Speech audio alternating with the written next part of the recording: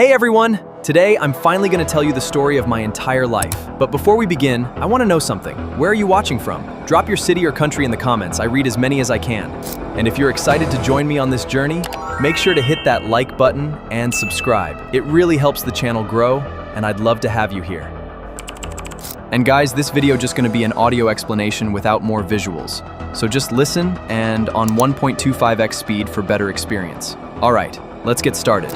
Welcome to today's explainer, where we're going to break down the absolutely incredible, world-altering life of a character who literally shifted the balance of power on Earth just by taking his very first breath.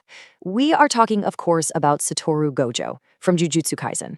If you've ever wondered exactly how one single individual can totally dictate the fate of an entire world and the tragic burden that comes with that kind of absolute power, well, you're definitely in the right place.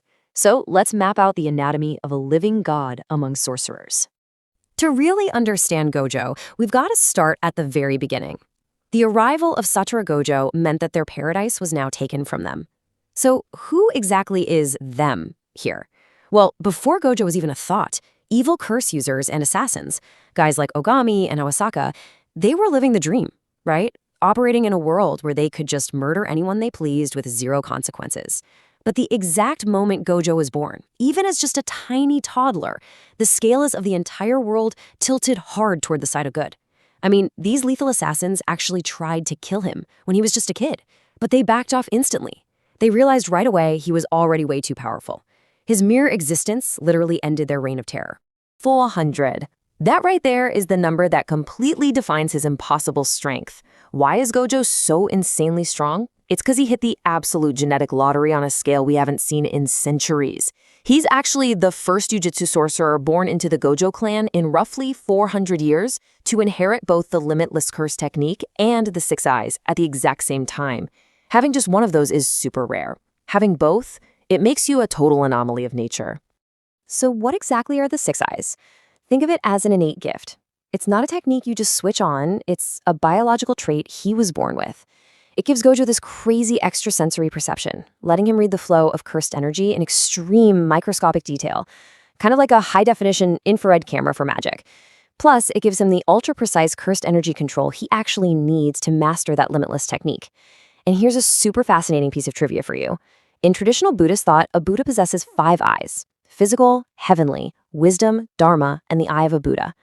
Gojo's 6 eyes acts as a brilliant metaphor for a transcendent 6th type of vision, made specifically for perceiving cursed energy and the ultimate truth of his universe. Section 1. The Awakening. The 2006 near-death experience.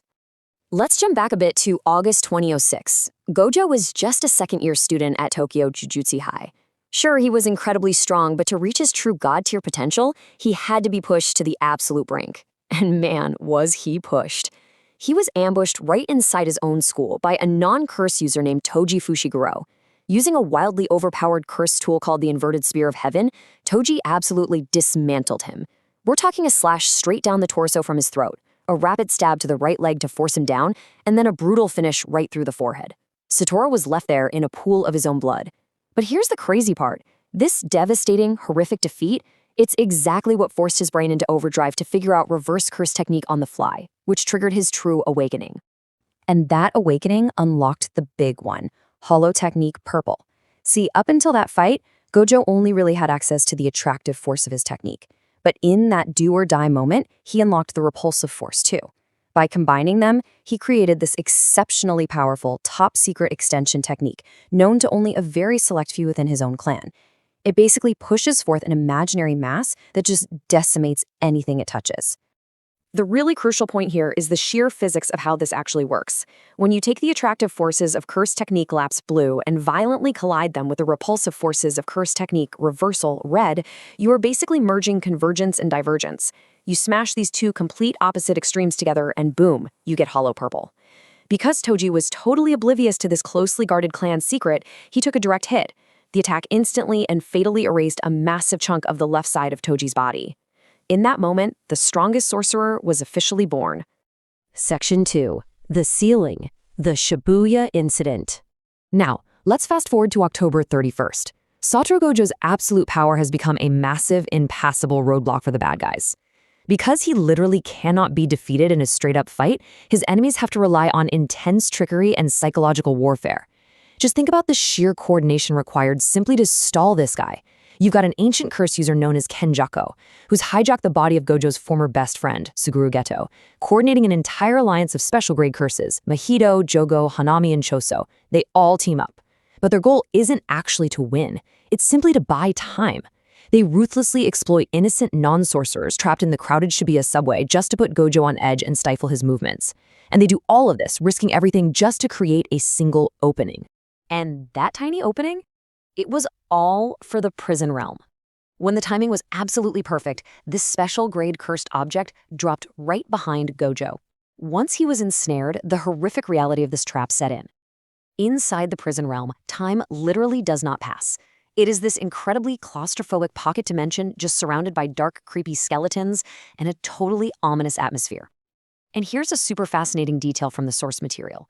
While the box is busy processing a sorcerer as insanely strong as Gojo, the cube actually becomes physically unmovable. It drops to the ground like an impossibly heavy anchor, completely covered in all these open, blinking eyes. Just wild stuff. Section 3. The Ultimate Showdown. Makyo Shinjuku. You know you can't keep a god in a box forever, right? Thanks to the relentless efforts of his students, Gojo finally escapes. And this leads directly into December 24th, 2018. It's the ultimate clash. The strongest sorcerer today versus the strongest sorcerer in history, Ryomen Sukuna. The stakes here are literally nothing less than the future of the entire Jujutsu world. And yet, despite the absolute gravity of the situation, Gojo's trademark cockiness is just on full display.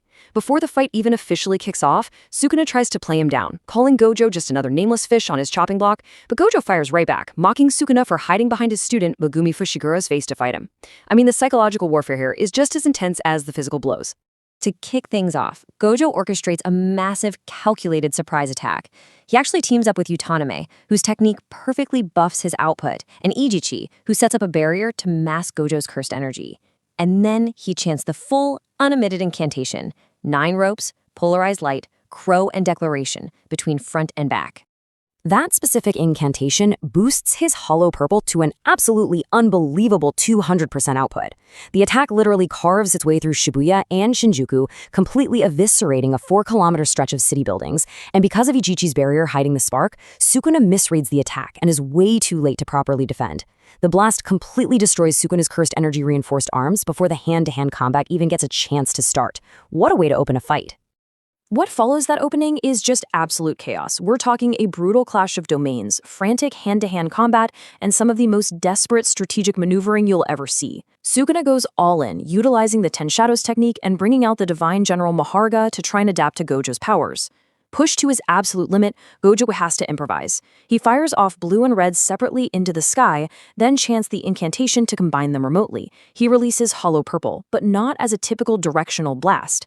Instead, it's this massive, omnidirectional explosion that wipes out a huge part of Shinjuku, completely disintegrates Maharga, and heavily damages Sukuna. However, despite putting on what is probably the most legendary display of power in history, the final outcome is undeniable. Sukuna is victorious. The strongest sorcerer of the modern era tragically falls in battle to the King of Curses. Section 4. The Fall and the Enduring Legacy. Now, the death of Satoru Gojo definitely wasn't the end of his impact on the world. The sheer burden of his immense power just continued to ripple outward. Just look at the absolute extreme, frankly desperate measures his students are forced to take after he falls. His student Yuta Okotsu actually uses his copy technique to mimic Kenjaku's brain-swapping ability. Why? So Yuta can physically hijack Gojo's deceased body. Yuta does this horrifying thing just to access the Limitless technique, desperately attempting to fire off a hollow purple to finish off a severely weakened Sukuna.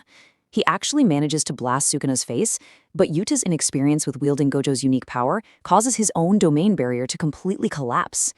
It perfectly highlights just how incredibly difficult it is for anyone else to wield Gojo's specific brand of absolute world-breaking power. When you take a macro view of his life, you really start to see the full scope of his gravity. His very birth immediately shifts the world balance. In 2006, a near-death experience unlocks his literal godhood. In 2018, he's sealed away, then unsealed, only to fall during the showdown in Shinjuku. But, as confirmed by our sources covering the sequel series, Jujutsu Kaisen Madulo, Gojo's legacy famously survives even decades after his death. It's truly wild to think about. A single life dictating the fate of the entire Jujutsu world for generations to come. Which leaves us with this final, heavy thought to ponder. If ultimate power paints a massive target on your back, from the exact day you are born, completely alienates you from your peers, and eventually forces your own students to resort to hijacking your corpse just to survive, is that power truly a gift, or is it just another curse?